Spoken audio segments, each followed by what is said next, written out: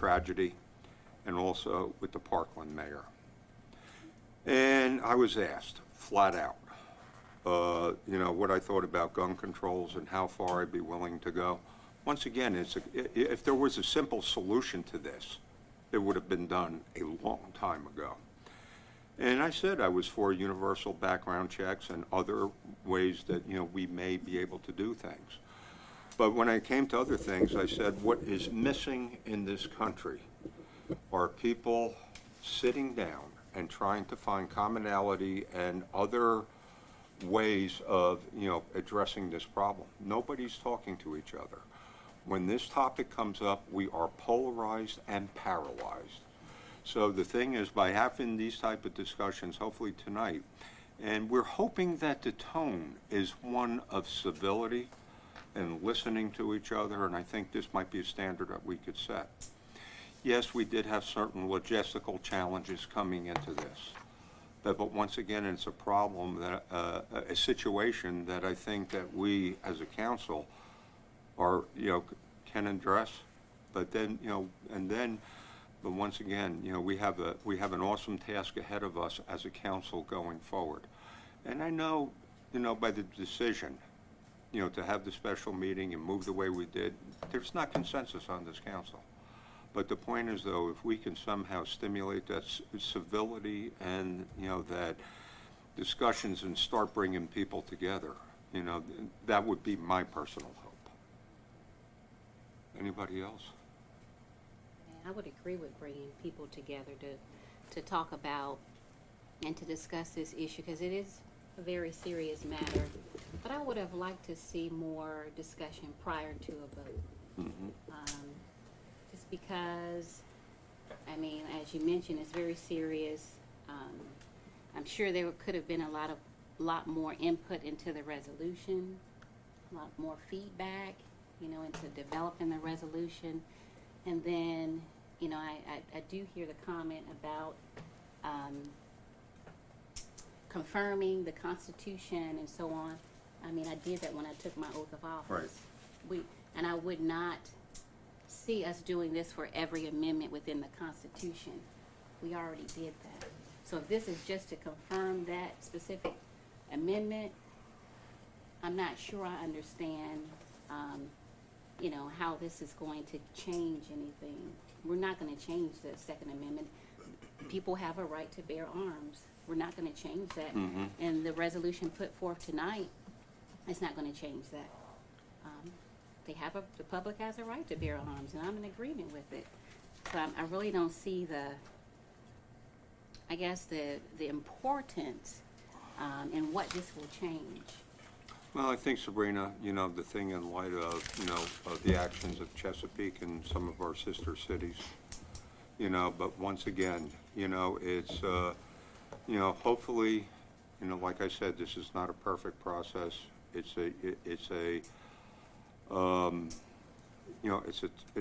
been a topic that's been, on the table for many, many, decades, if not centuries. The thing is, if we can somehow go forward and we can start building those bridges, because obviously, we live in dangerous times, and since our tragedy, there have been a number of other tragedies. I think it's time for rational discussion, and hopefully that can start tonight. I would just echo, you mentioned, Chesapeake, all the other cities, but they're not Virginia Beach. Right. And these other municipalities did not experience a tragedy less than 8 months ago. Mm-hmm. And so I'm just curious that we are placing more of a focus on things that are very divisive to us. Everyone is on both sides of the Right. issue, as opposed to what unites us. Because either way you look at this tonight, there are families, victims' families, there are staff members, some who feel they wish they had their firearm on that day. There's some who never want to see a firearm, don't want to be near a firearm. And yet, here we are, less than a year, 8 months to be exact, from this tragedy, discussing a topic as this in the midst of a healing community. It worries me. No, Aaron, I truly appreciate that. And in many ways, we are a divided community about, firearms, who carries and, who doesn't. Once again, my hope, this was a situation that has been brought to us in a very, very strong way by members of the public. We honestly believe all members of the public should be heard, even on both sides. And I'm just going to say, Aaron, it is my hope that this is not just an end of one thing. This is just a beginning of a long conversation that we're going to have. There are people, yes, we were a city whose foundation was rocked. And there are some people, and it causes maybe even some more polarizations about, what's going out there. But we have to have the conversation, and my sincere hope is that we start it tonight. John? Yeah, I spoke to a group on Saturday, and some of you may have watched the video of it about this issue. I'm sure everything I had to say wasn't liked, because I've said from the very beginning, I think that we can't be a sanctuary city. We have to obey the law, but I do know that many millions of Americans have given their lives to defend the Constitution of the United States. I do agree with the mayor that a pro-constitutional thing is the common ground. Anyone who has thoroughly read the McDonald Supreme Court decision in 2010, probably was Chicago case, and has read the case of D.C. versus Heller, which was a 2008 case by the United States Supreme Court, which stands as the interpretation of the Second Amendment. It validates that you can have background checks. It validates that there are red flag laws within parameter values that are constitutional. It doesn't say you can ban all assault weapons. You have to define what assault weapons you are banning. You can't require people to lock their guns up and have them so they can't use them in their home for self-protection. That was the second part of the D's. So I think in some parts, if you look at this in the right way, because it is an emotional issue, I couldn't agree more. And as a matter of fact, you can't probably talk to either extreme on a rational basis because it's so emotional, and I can understand why. And it probably always will be. But the common ground, which everyone should say, is that we agree that there is a constitutional right. It's not absolute, and that's what Heller versus D.C. versus Heller says. Government's right to regulate isn't absolute, and it will be an evolving set of balances between where individuals and where the public good overweighs and allows for the infringement. But we can all agree that whatever the General Assembly passes is presumed to be constitutional. I think we've been at that. And so we're going to enforce what that is. Whatever they do, we can all rest assured someone's going to go to court over it, and it'll all be adjudicated, and we'll find out where that constitutional common ground is. But, yes, it does seem like it's relatively short to its tragedy, but it's tragic all the people who gave their lives to defend the document that we live under. So I don't know that it dishonors them in any way or disrespects that event or discounts it in any way. But if we think that in the end, if we're trying to get the public to come to a consensus that we are all law-abiding citizens and there's a right way to adjudicate our differences, and that's through the ballot box is one place. As Abraham Lincoln is, we don't solve problems with the bullet, we solve them with the ballot box. That's Abraham Lincoln. And you do that, and that not compelling, and I'll give you a good example. When we had the regional taxing authority, you may recall, and they were going to levy taxes. There's a number of us that thought that was unconstitutional, and we fought that very hard. We had to go to court. We spent $450,000 to achieve that. But the Attorney General said it was constitutional. The governor signed it. And then about a year later, 7 members of the unanimous vote in the state Supreme Court said what? It was unconstitutional. So you can't always say that every act that the General Assembly passes is going to be constitutional, though it is presumed to be so, and I think this body would enforce it. But I do think it points out that if we can come to that agreement, then we know whatever happens, there's a legitimate process that's not emotional, driven by reason for its adjudication, and then we can all accept it. We all have a right to be heard. We don't all have a right to prevail. And I'm sure, and that message, I can't say was uniformly warmly received on Saturday morning, but that's the message that I put out there. I think that's the unifying common ground that we can all agree on. I can't tell you how many times I've taken that oath. Every time I've got a promotion, every time I've been reassigned, I've taken the very same oath, except I don't say Commonwealth of Constitution of Virginia. So I think that means something. I think it means something to people that gave their lives for it. I think it means also something, and I'm sure you've heard from employees on both sides of the issue, so have I had, but in the end, I don't think we can listen to the loud voices on either side to drive our thought process. I think we have to say, what can we all say we support? And I think we all can say we support the Constitution. It isn't, and all the results aren't going to be what all the people like on either side of this issue, I can assure you. And I ran a bet on Saturday. But in the end, that's what everybody around this table has said they will do. And so I think, I'd like to say is get people to realize that whatever the results are, they're just as committed to following the laws with the presumption of constitutionality. They had a right to be heard on both sides, and the General Assembly's going to know that this is an issue, and some of these laws that they've already hit, and the governor's already retreated somewhat on some of them, like taking the guns that people already have legally purchased, because even the national assault rifle bill that was passed by the Congress, and I can't remember the exact year, apologize, never went after the guns that were already in possession, because that's an ex post facto law. They went after the sale and transaction and manufacture of additional ones. So I think there will be some adjustments. They aren't going to make everybody happy on both sides, but I think in the end, they'll find the right balance, a balance based upon reason and balance based on judicial precedent. And so I like the fact that the resolution mentions the court cases, because they really acknowledge the legitimacy of people's points on both sides of the issues as being regulatory permissible, but some things are not regulatory permissible. And I think that's really where we are at.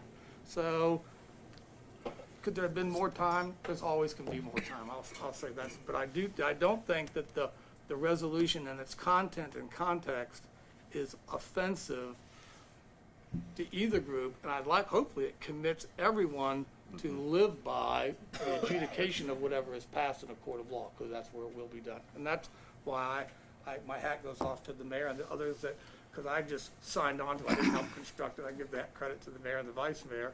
But I do think it strikes a good balance for building common ground. Aaron, I guess help me understand. We say that this would be adjudicated in a court of law in which this body has no authority. So help me understand how this body, which has no authority, and from your comment of this is the balance, a good balance, I would beg to differ, because I've gotten the emails and the phone calls to back that up. Help me understand how the focus of Virginia Beach on such a divisive issue, and mind you, the gun debate has been going on for years before, I would venture to say, before anyone was born in this room. The gun debate has been going on for years. So help me understand, how does a voting resolution, which we all agree more conversation is needed, I think we all agree to that. We all agree we uphold the Constitution of the United States. So help me understand, how does a resolution which holds no weight, but yet is serving to divide our community that's in the midst of healing? Help me understand, how does this help? I don't accept your assessment, number one. So Okay. on that, I don't agree with the logic Like flow. that. But I do think when you see some of the bills that have been passed, proposed and have been filed, there's some aspects of that So are you're talking about, I'm just being careful, you're talking about pre-filed bills. correct. Okay. Pre-filed bills. If you look at Which you're a very technical guy, which hold no weight. they Which do. barely, that has to make it out of subcommittee. One at a Can I time. finish? Yeah, sure. Okay, thank you. Because you asked me my reason, and I'm trying to share it. I just want to be clear, that's all. Sure. I appreciate No, it. and that's why we're having this conversation now. Help me When, understand. just like when something's being proposed, now let's say someone was proposing whatever it might be, X. This is just an issue. It could be any issue. And it's going to get serious consideration. And it's something that the governor's also has said he's supporting, and he has. And so you're trying to wait. The time to influence something before it is not after it happens. It's before it happens to influence it. And it isn't, I think it's clearly within our jurisdiction and clearly within our expectations, because and I'll get to one in the example in a minute, is to say what we would like to make sure that the General Assembly takes into consideration as they evaluate and assess those bills, just like a citizen would, that they would take the time, because certainly some people must not have, taken the time to read the Supreme Court majority opinions and make sure that they are mindful of not only the decision, but the context and the content of those opinions in coming to a decision. And I think that is, we didn't have any ability to do anything about uranium mining either. There wasn't a bill that had passed. It was just something that was proposed to allow them to do uranium mining. But we took a very strong position on uranium mining. Spent money. And spent money even on it, because if it passed and if it moved on, it had serious implications. So I think another good example where the Supreme Court has yet to decide how the 13th and 14th Amendment applies in all employment conditions for the LGBT community, and some of those are being litigated as we speak. We passed a resolution in strong support of treating all those groups the same, even though yet the constitutional application by the Supreme Court in all employment conditions has not yet been adjudicated. So we've had a consistent role and a practice in this body of advocating things, and didn't wait for the law to be passed, didn't wait for the court to be adjudicated, because we came to a conclusion that was the right thing to do. Now, some people may view that being in support of the Constitution is divisive. I think it's not. But everyone is entitled to their own opinion. I've gotten those emails too, and I have responded in great depth to many of those emails. I can't do them all because time won't permit, but I face my point. But I've gone back, and not based on what my emotions on the issue might be or what my personal opinion might be. I've gone back to what has the Supreme Court said, which becomes the content and the meaning and the application of the Second Amendment. And that's what I'm supporting with this resolution. And I would want the members of the General Assembly, as they evaluate those 27 pre-filed bills, to take that into consideration and make sure that they are making a learned and informed judgment based on judicial precedent, not just electoral outcomes and not just on emotion, but on the law and on the constitutional principles. And I don't think that's a bad thing. Yeah, and I still haven't heard you answer the question. How does this help Virginia Beach? Well, standing up for the Constitution always helps Virginia No, Beach. that's You don't agree with my answer, no, but that is my I'm- answer. No, John, I'm saying the way you're framing it, how does it help for Virginia Beach on such an issue that's been so divisive for forever in the midst of coming off a tragedy? Just help me understand. I'm not trying to come I really, this is a conversation we want to have. I'm just trying to. I think, because you're moving the issue from emotion and people's personal experiences to a more reasoned, unemotional, to a core foundational value which we all share. And if you can come to a core value that you all share, then you can have an unemotional, more rational discussion of where the common ground is. And it don't have to be like New Zealand, get everybody's guns, or take everybody's how much ammunition they can have, or whatever the deal is. But you can start from a premise of where we are at.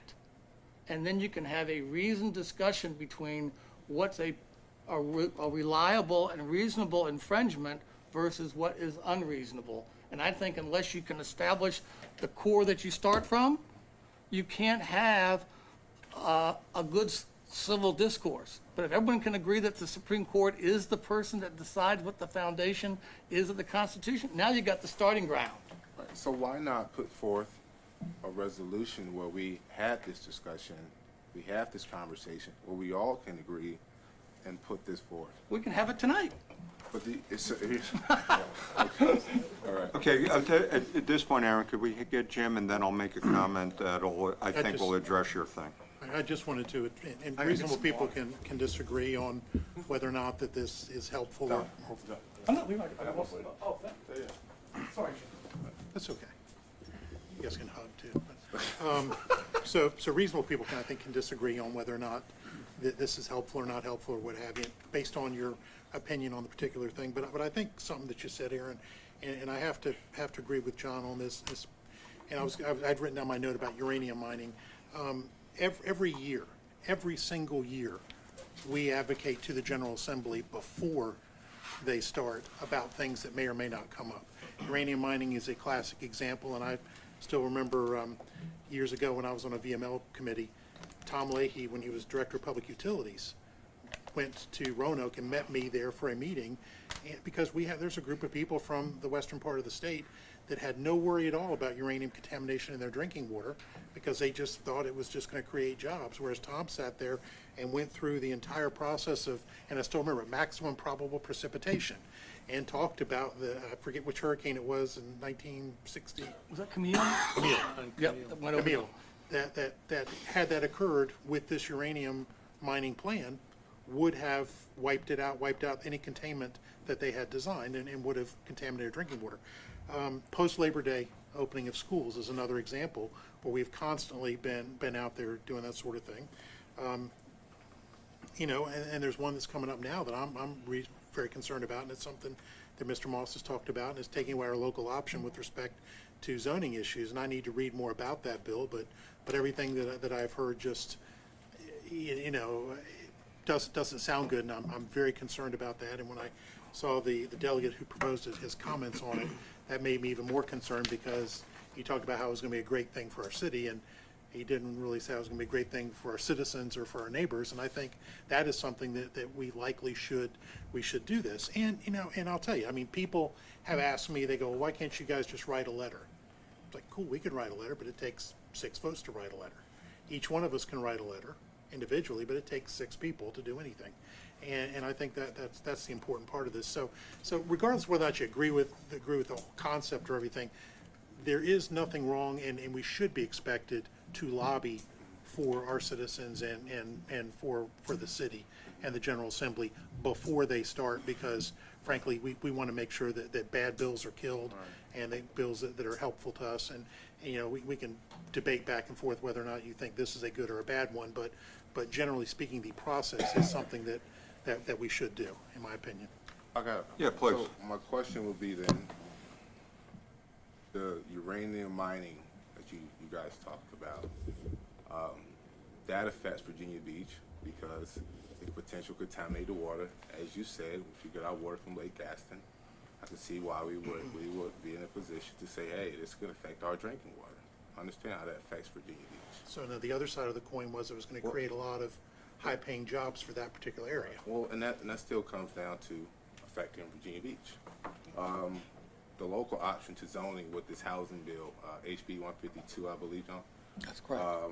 The housing bill, I can see how that affects Virginia Beach, of taking away people's personal rights and zoning issues, changing neighborhoods, the outlook of Virginia Beach. I see how that affects Virginia Beach. I see this resolution, and I'm trying to understand something we have no authority over. How does, in the midst of our healing from this tragedy, and there's people on both sides, and we said that, how does this help Virginia Beach? Let me take a crack at that. And I think it kind of guides the principle about, some of the decisions I've made, affecting us and, going forward. We as an elected body, we are the largest city in the Commonwealth, 453,000 people. And a lot of times, every council person is driven. We have floated resolutions based on input of one person from time to time. But with this particular one, okay, now first of all, if I can go back, we were originally petitioned to label ourselves as a sanctuary city, okay? That was the initial, intent for the group. But in speaking to a number of people and legal counsel and everything, we did not want to, go that particular route because it was a little bit of an extreme route that would have put us at odds, in my opinion, against the law. But when we have a group of people that in this city are for both pro and con against, gun rights. But once again, and I think it was articulated by the Vice Mayor and, Mr. Moss, the pre-filing, a lot of the pre-filings don't see the light of day, but once again, it did spark a response by a group of people in the city that, we're accountable to. And what we're doing, I think, Aaron, and in all honesty, we are taking action as a result of public input. To not to have taken action, think about this, and chances are tomorrow's open mic night, would be another vehicle of people coming forward and saying, okay, at least what kind of action are you taking? Are we taking an action? Yes. Is it optimal to, everybody at this table? Certainly not. But what it does is shows that we, in fact, as a deliberative body, yes, we are healing from a traumatic, a terrible, terrible situation. And a lot of people are, as John said, people are emotional about this, but let's get it down to the practical point where at least we have rational discussions moving forward. This is not an end-all tonight. This is hopefully just the beginning. And yes, I do believe it benefits the city of Virginia Beach. Barbara? Go ahead, Sabrina. Oh, yeah, Sabrina? You go ahead and have your. No, comment. please. Okay. Well, I just wanted to say, in terms of talking about and the victims of the tragedy, and we said we had to do something and we had to act now. One of the things that I have been hearing is we had an opportunity to act. Shortly after the tragedy, the resolution was brought forth to ask the General Assembly to give us the authority of where, making the decision where weapons go in our buildings as a concern of safety for the community and for victims of that tragedy. And we did not act. We pushed it off indefinitely. We did not discuss it.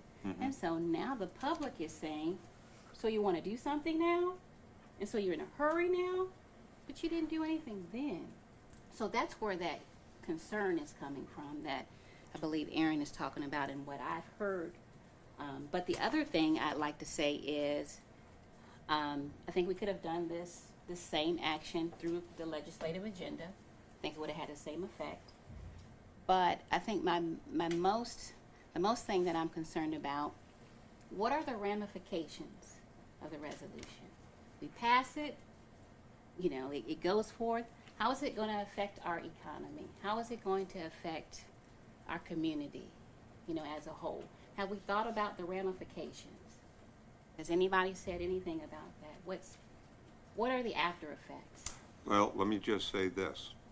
In terms of the after effects, first of all, I think what we're trying to do is, just petition the General Assembly, to consider what they're doing.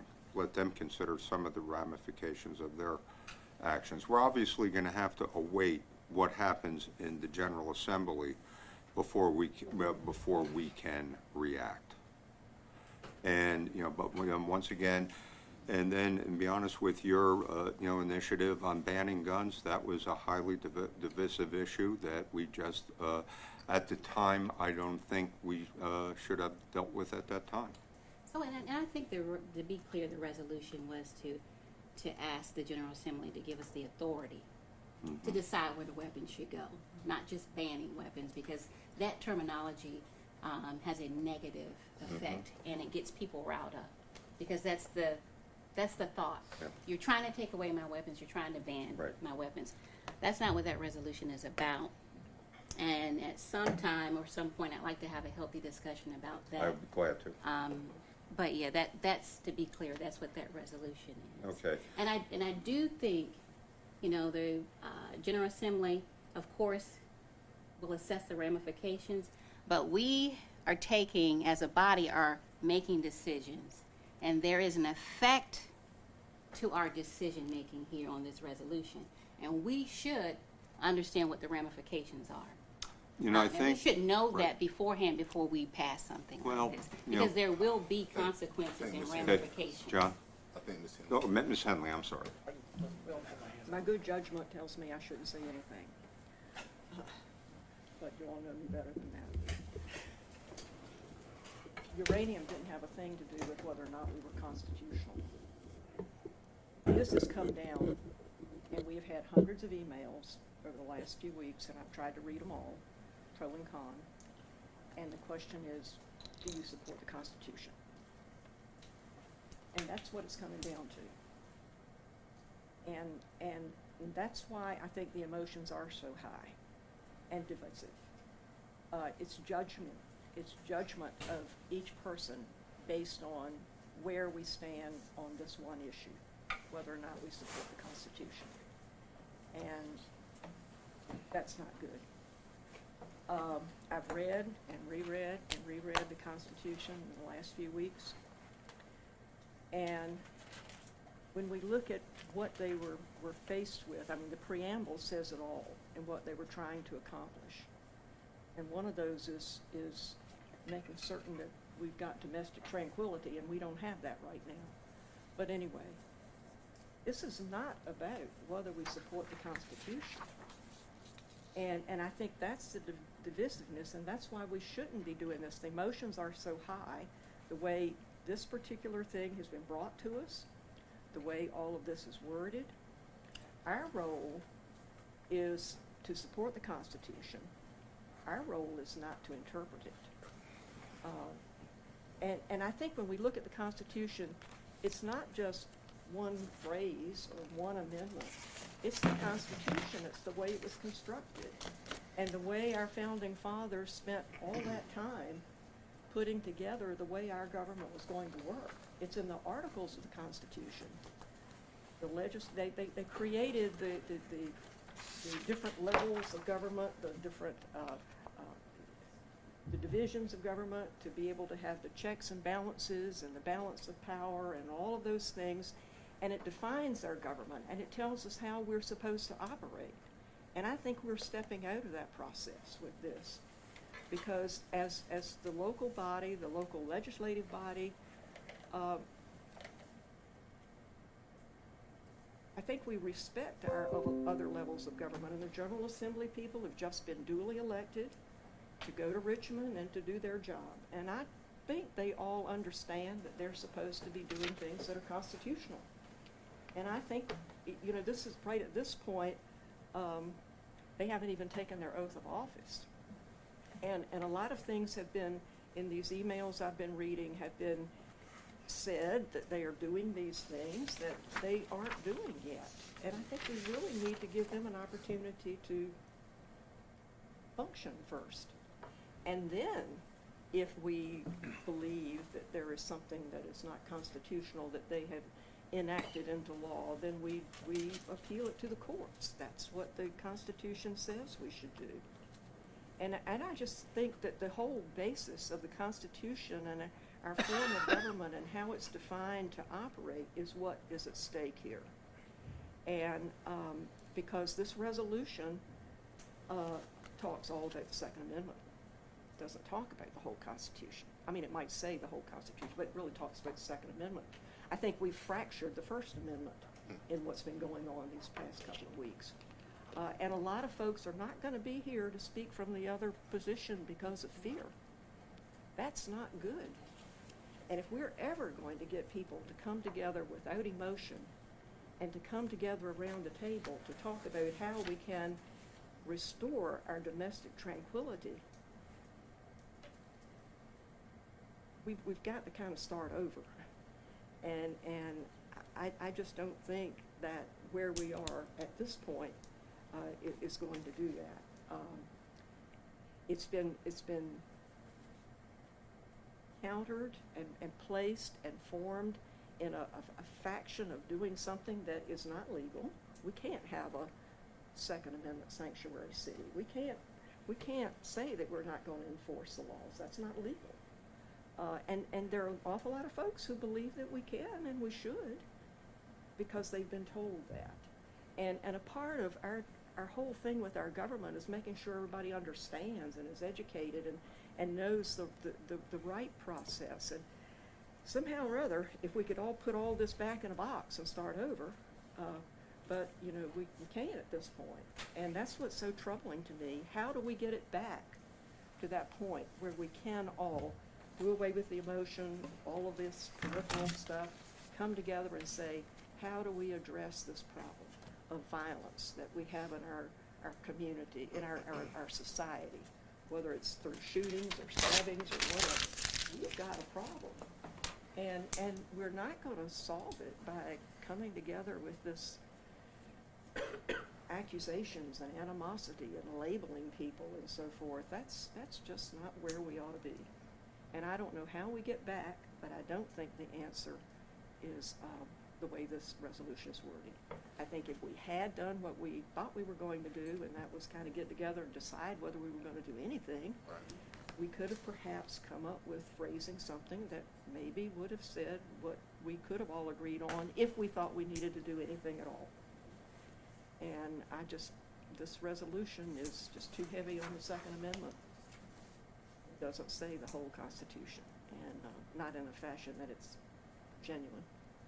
I've got a lot of concerns. I can tell you I've lost a lot of sleep, haven't enjoyed my last week of the holiday at all, worrying about this because I'm very, very, very concerned about the division among this council and the division in the city. And got a lot of work to do, and somehow or other we have to get beyond this. Yeah, if I could just say this, Barbara, and I truly respect your words. I think one of the frustrations we all have as an elected body, and we share among friends, we are a Dillon rule state. And, you know, once again, to get our message across, you know, to our a newly elected, you know, body, I think is essential. But I think the other thing is when we talk about, you know, the timing and the misperceptions, I think one of the things that we've gone out of our way was not to mention that this was a sanctuary thing, that we looked for language that was indeed collaborative in trying to bring, you know, folks together and try to build as much consensus that could be built in a topic where there is no consensus. Okay. Anybody else at this point? Okay, but listen, I thank you all for the discussion right now, and, you know, thank you all very much for your time. We'll see you at 6 o'clock. Thank you.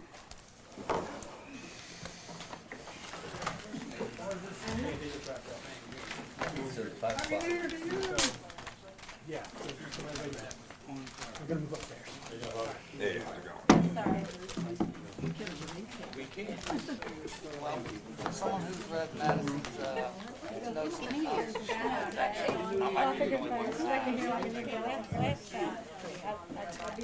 New Year. I still don't, I don't know if there's any, Dinner? I don't know if there's any point in getting any other sound right now for a package We're of gonna 10 be and here a 11. long time tonight. Yeah, probably about 9 o'clock. Well, we might use some of this, but likely not much of it. That's because it's not gonna go up upstairs. I guess we can vote. Yeah. We're gonna use this. Well,